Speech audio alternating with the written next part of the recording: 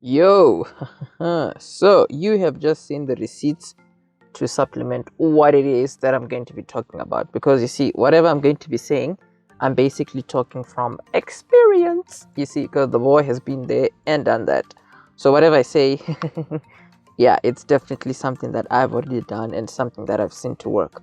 So as you can see here, it says what to do when you want to improve your marks. And then the first thing I've pointed out there is that you need to know exactly what you're aiming for, then add 10% to it. So, I mean, the easiest way to think about it is if you're aiming for 70%, funny enough, you need to work as though you are aiming for 80%. This is more like, a rule of thumb. When I say this is more like a rule of thumb, I mean that that's generally how it works. So the moment you know that you're aiming for 70, right, we say you need to actually work as though you're aiming for 80. So keeping that in mind, the one thing that we're going to use as an example for our entire course, we're going to use math as our specimen. You see, we're going to use mathematics. Now what we know is that your math has two papers, paper 1 and paper 2.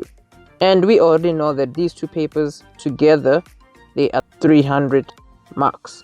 So these 300 marks, you basically want to break this down, obviously, into paper 1 and paper 2. So going deeper into this, right, if you're going to get 80% for an exam, you practically need 80% of 150 for each paper.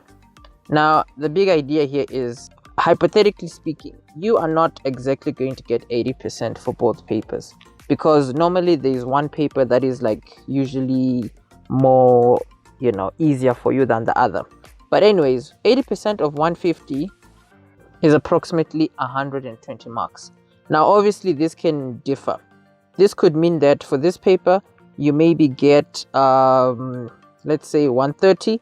For this one, it means you would need to get around 110. And then if this one, maybe for some odd reason, you like get a good 140, this one you would need to get at least 100, you see. So just keep that in mind. When you're going to be aiming for 80, always know exactly how much work needs to be put in. So all this being said, we are about to break this down even further by working out how to determine how much time each topic contributes to your final mark. So let's move on to that.